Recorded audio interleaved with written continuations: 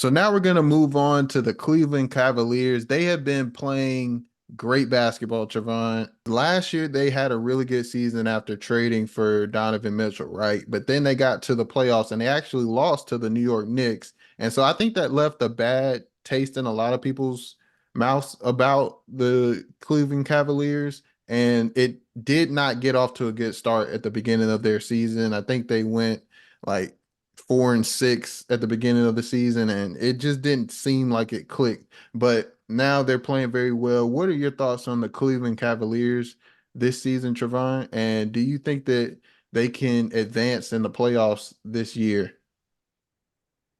Yeah, so I think that the Cavs can definitely advance in the playoffs.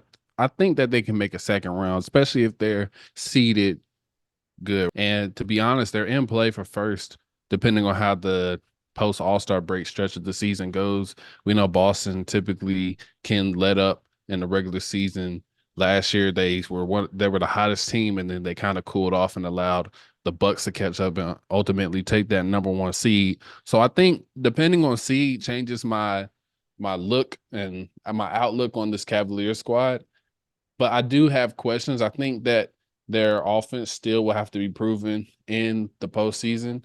Now, granted, I think the addition of a Max Strus to help stretch the floor addressed one of their biggest issues because last year, a lot of teams, especially when they went with that double big lineup of Mobley and Jared Allen, their offense really was contained. I think it was also a bad matchup that they played against the New York Knicks, who, as we mentioned, were one of the most physical teams. They really dominated the Cavs on the board, and I think that that's what caused them to really get that advantage in the playoffs when they were favored, I believe, by most people who who had an outlook on that series. But I think Max Strus does help, and having Isaac Okoro slotted out in that corner spot, spotting up when you have Donovan Mitchell handling the ball and you have Darius Garland handling the ball. I think that did hinder their offense along with all the ignoring that they did with players like Evan Mobley and Jared Allen. So I think that things will have to continue to play out good. They are playing a good brand of basketball right now. And I think that they're going to have to stay away from doing too much pick and roll basketball because that was another thing that hurt them last year. All their offenses was starting out the same way, pick and roll. And I think that just allowed defenses to really focus in on your two best players, Donovan Mitchell, Darius Garland. We know they're the ones that's going to create things off the bounce, really initiate the plays. And I think that made it a lot difficult on those two to really be able to carry that offensive load that they had to do for this squad.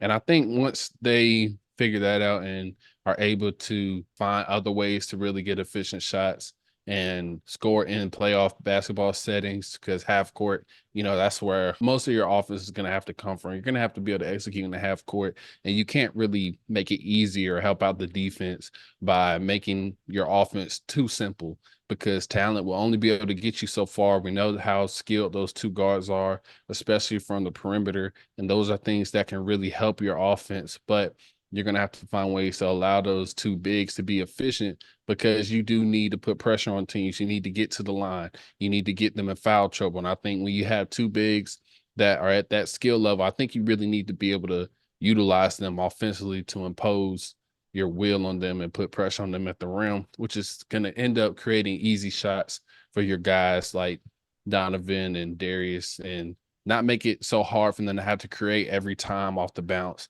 And as I mentioned, you have Strus there to stretch out the floor as well. So I think that's really what's going to determine how far they can go in the playoffs.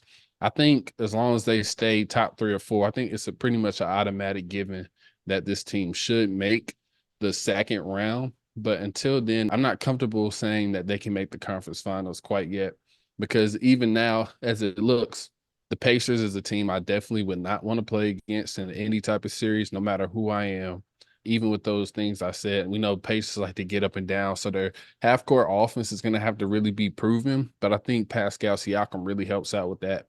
And then at 7, you have the Heat, you have the Magic at 8, who started off hot and really have kind of cooled off a little bit since then. And then Trae Young, who I think really should have been an all-star. I know the record really hurt him in his all-star case, but Trae Young is playing amazing basketball, and as we saw last year, he was able to get the Hawks 2 games against Boston.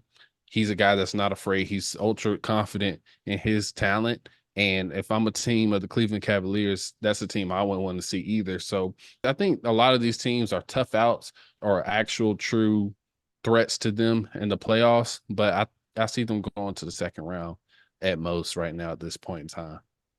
Yeah, I think that the Cavs have been playing really good basketball as of late. Like you mentioned, last year they were so pick and roll heavy. That was their offense every single time down the floor. Mhm. And when you run into a team like the New York Knicks, they're able to pick up on that and they have a really good plan for it and they defend it at a high level. So you have to have some variety in how you attack people, especially when you're on the offensive end. So this year, especially in this last like 19 game stretch that they had, Mhm. they've been moving the ball very well. And also, Donovan Mitchell has probably had the best season of his NBA career, if not the best season that he's had with the Cleveland Cavaliers. Definitely. And a lot of that has to do with his ability to play make now. Like he's improved in that area. He's making a lot of really good passes. Not only is he creating for himself, which he's always been able to do, but he's just gotten better at creating for others. So I think that's helped out. Also, Jared Allen has been playing great in this stretch. He's not just doing his job as the roller and finisher going to the rim, he's also done it as a playmaker as well. He's improved in that portion of his game and hitting people as the roller, finding people when he's in the high post, dribble handoffs. He's just played better and has gotten better in that role. So I think they have some really good options that they could go to and they can build off of. The Cleveland Cavaliers have produced a lot of really good shots. The shot chart is pretty crazy if you look at it. They don't take a lot of mid-range shots, it's like threes and layups, really. It's kind of like Mike D'Antoni's offense a little bit, but they've been really generating a lot of really good shots. They just haven't knocked him down as well as they probably could. So with Darius Garland coming back, I think that that could help out there. But I think you hit the nail on the head, man. I do think that they can make it to, the second round. I think I hesitate to put them in that conference finals talk at the moment, but it's hard to keep them out of there because they've just been playing so well. One of the issues we had was that backcourt being so small with Donovan Mitchell and Darius Garland.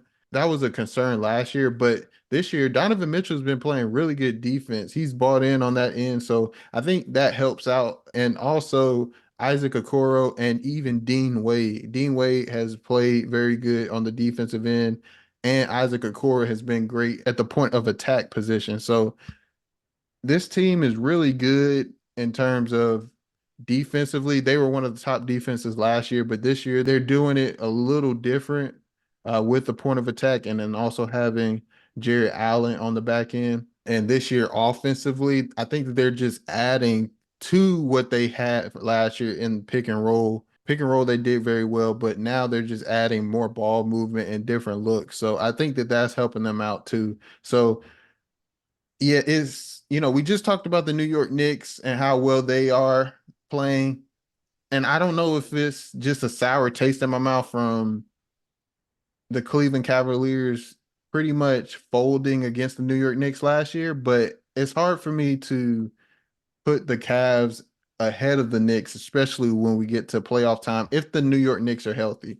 If the New York Knicks are healthy and they match up with the Cavs at some point during the playoffs, it's going to be hard for me to pick against the New York Knicks. But the Cleveland Cavaliers have been playing very well, especially as of late. So you got to give them their respect where respect is due.